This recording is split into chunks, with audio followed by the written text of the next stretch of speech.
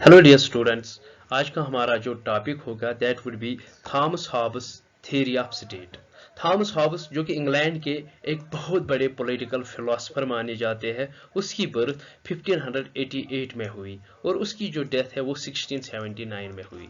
Thomas Hobbes एक छोटी सी clergy family में उसकी बर्थ होती है, लेकिन इसका जो बाप है वो अपनी फैमिली को बचपन में ही छोड़ देता है। उसके बाद थॉमस हॉब्स की परवरिश उसके अंकल ने की और उसने हॉब्स को ऑक्सफोर्ड यूनिवर्सिटी में पढ़ाई के लिए भेजा। 1608 में हॉब्स ने अपनी पढ़ाई खत्म की और वो टीचर बन गए जो अर्ल ऑफ डिवानशायर थे उसके बेटे विलियम कैवेंडिश, और इस तरह से थॉमस हॉब्स एक रॉयल टीचर बन गए।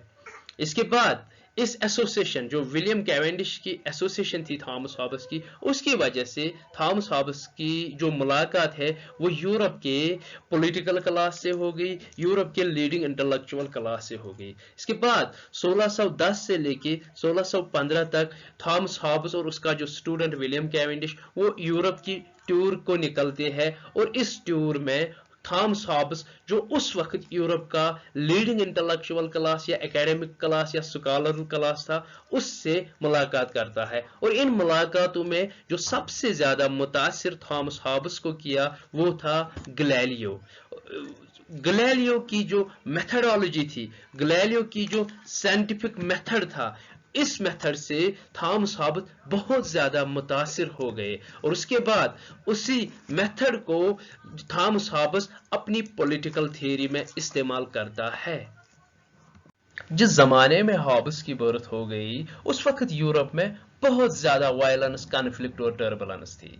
ऑन द वन हैंड मोनार्किस्ट्स और पार्लियामेंटेरियंस के दरमियान कॉन्फ्लिक्ट था, इसी तरह से प्रोटेस्टेंट्स और कैथोलिक्स के दरमियान कॉन्फ्लिक्ट था, और किंग्स की आपस में लड़ाई थी। इनफैक्ट जब हॉब्स की बर्थ होती है तो उन दिनों इंग्लैंड में अफवाह फैल गई कि जो स्पेन से एक समंदरी काफिला, फौज का काफिला निकला है, वो इंग्लैंड पे हमला करने वाला है। जब हॉब्स की मां ने सुना, डर की वजह से हॉब्स की बर्थ हो गई। एक फेमस कोट है हॉब्स से जो एसोसिएट है, जो हॉब्स ने कहा है that fear and I were born to win.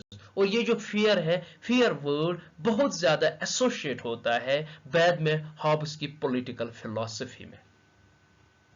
तीन बड़े फिलोसोफर्स माने जाते हैं जिन्होंने सोशल कंट्रैक्चुअल थ्योरी दी।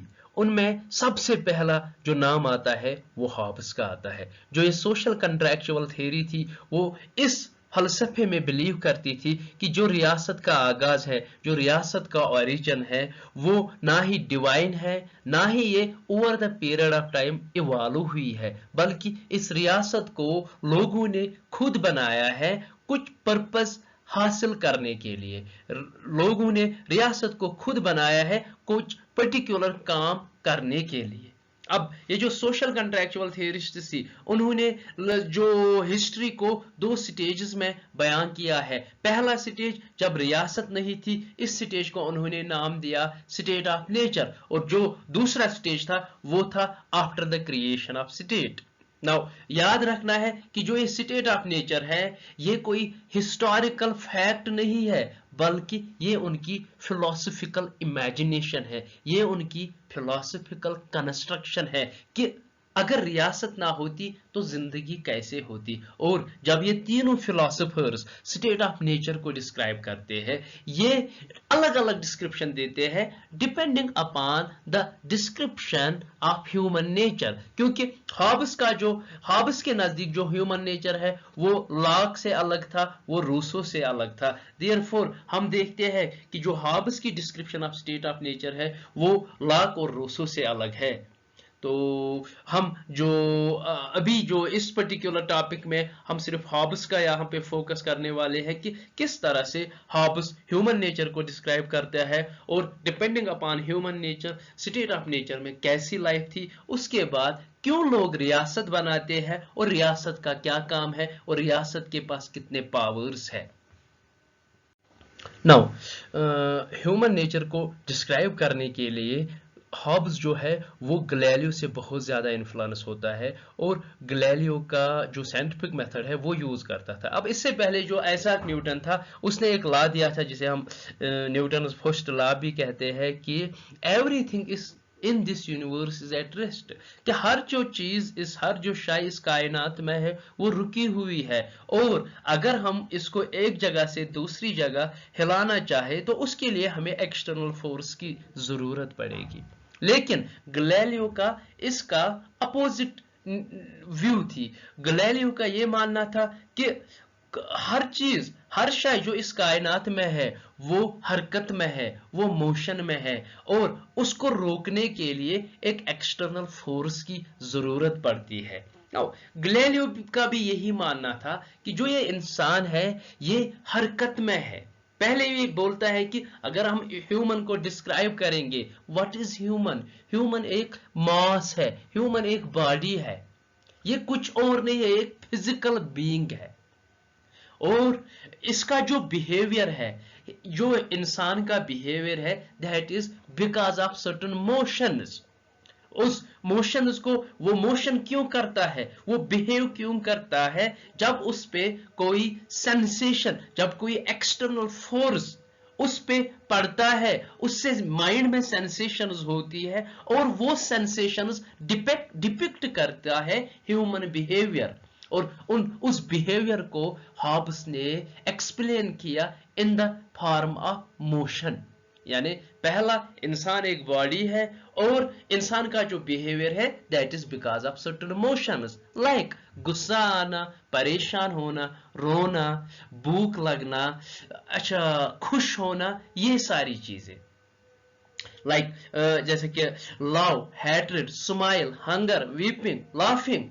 नाउ यहां पे हॉब्स रिडक्शनिस्ट मेथड यूज करता है कि इन सारी कॉम्प्लेक्स मोशंस को हॉब्स बोलता है हम we can categorize into two broad motions. दो ब्रॉड मोशंस को हम सारी इमोशंस को कैटेगराइज कर सकते हैं। One is pain and another is pleasure. Now pleasure जो मोशन है, ये जो ह्यूमंस होते हैं, they always try to get those things that will get them pleasure, and they always try to avoid those things that will give them pain. और इसीलिए Hobbes कहता है कि जो मेन है they are selfish. Why? Because they love pleasure and they want to avoid pen.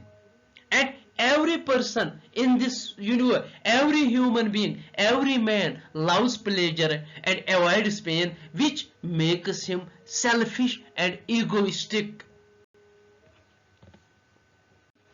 Now, अब मसला ये हो गया कि जो प्लेजर गिविंग रिसोर्सेज है, जो प्लेजर गिविंग थिंग्स है, वो लिमिटेड है, और men जो है they are roughly equal. Maybe some may be physically strong, or a person may be physically strong, but another person जो physically weak है, but maybe he is mentally superior, और एक बंदा physically superior है और दो तीन बंदे इकट्ठे मिलके उसको हरा सकते हैं। नतीजा क्या हो गया? यानी यहाँ पे हॉब्स ये कहता है कि स्टेट ऑफ नेचर में रफली सब बराबर है, और जो रिसोर्सेज है, क्योंकि हर इंसान प्लेजर चाहता है, लेकिन जिन चीजों से इसको प्लेजर मिलेगी वो रिसोर्सेज लिमिटेड है। नतीजा क्या होता है? मेन एग्रेसिव बन जाते हैं, और इसीलिए हॉब्स कहता है men by nature are selfish, egoistic and aggressive because it is all because of the motion of pleasure and pain. क्योंकि मैन इंसान हमेशा चाहता है कि उसको प्लेजर मिले और पेन को अवॉइड करना चाहता है, जिसकी वजह से वो सेल्फिश और इगोइस्टिक बन जाता है। और चूंकि रिसोर्सेज लिमिटेड है, और नतीजा क्या निकलता है? इंसान जब बराबर है वहां पे कॉन्फ्लिक्ट और इंसान एग्रेसिव बनता है, और इस तरह से ये डिपिक्ट करता है Hobbes human nature, that men by nature are selfish, egoistic and aggressive. State of nature में कोई पावर नहीं थी, कोई अथॉरिटी नहीं थी जो कि ह्यूमन नेचर को कंट्रोल कर सके। Now men were seeking pleasure and men were aggressive. Why? Because they wanted to get pleasure and wanted to avoid pain. हर इंसान बराबर था ऑलमोस्ट रफली। नतीजा क्या हो गया, जो स्टेट ऑफ नेचर था वो स्टेट ऑफ वार बन गया, वो स्टेट ऑफ वायलेंस बन गई, वो स्टेट ऑफ कॉन्फ्लिक्ट बन गया। एंड हॉब्स कहता है कि स्टेट ऑफ नेचर में जो लाइफ थी वो पुअर थी, वो नेस्टी थी, वो ब्रूटिश थी, वो शॉर्ट थी, यानी टोटल वायलेंस, टोटल लॉलेसनेस, जिसको हम लॉ ऑफ जंगल भी कहेंगे। और स्टेट ऑफ नेचर में ना ही सिविलाइजेशन थी, ना ही इथिक्स थी, ना ही मोरालिटी थी, ना ही इंडस्ट्री थी, ना ही डेवलपमेंट थी, क्योंकि कोई भी चीज सेफ नहीं थी, कोई भी चीज प्रोटेक्शन में नहीं थी।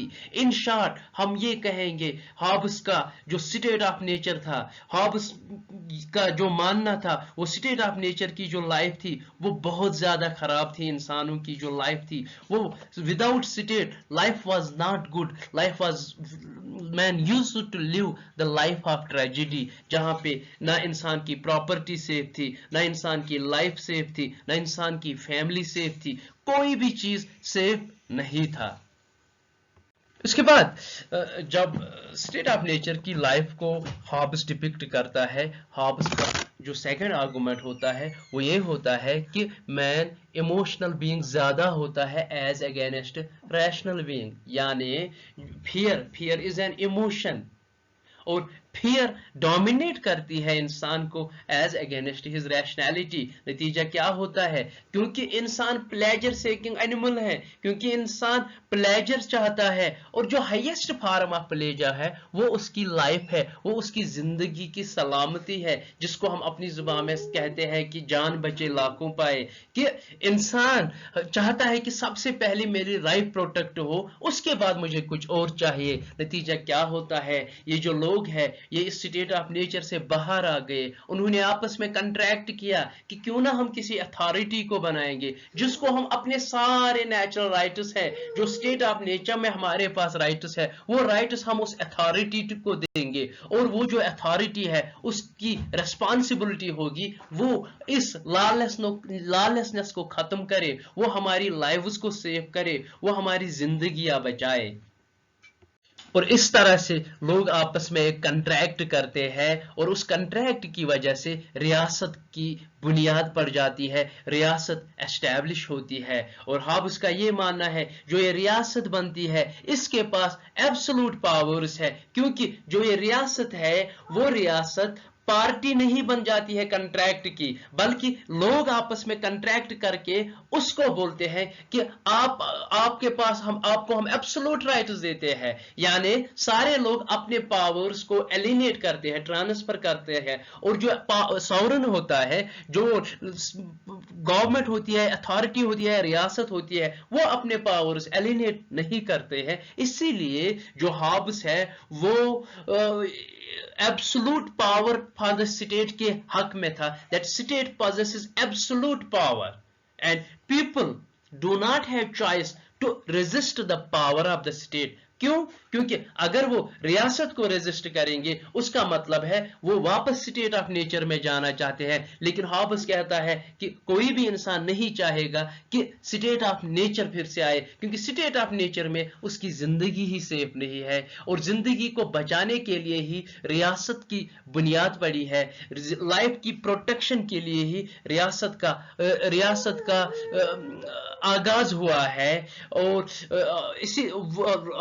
हॉब्स इसको बयान करता है कि ये जो रियासत है, he is just like a leviathan sea monster who had absolute powers। और अगर इस गवर्नमेंट के पास कोई एक ऑब्लिगेशन है वो ये है कि it can not take away the lives of the people arbitrarily, कि रियासत लोगों की जान नहीं ले सकती है, क्योंकि रियासत को लोगों ने इसीलिए बनाया है कि वो उनकी जान को प्रोटेक्ट करे, यानी only right the people have against the state is right to life।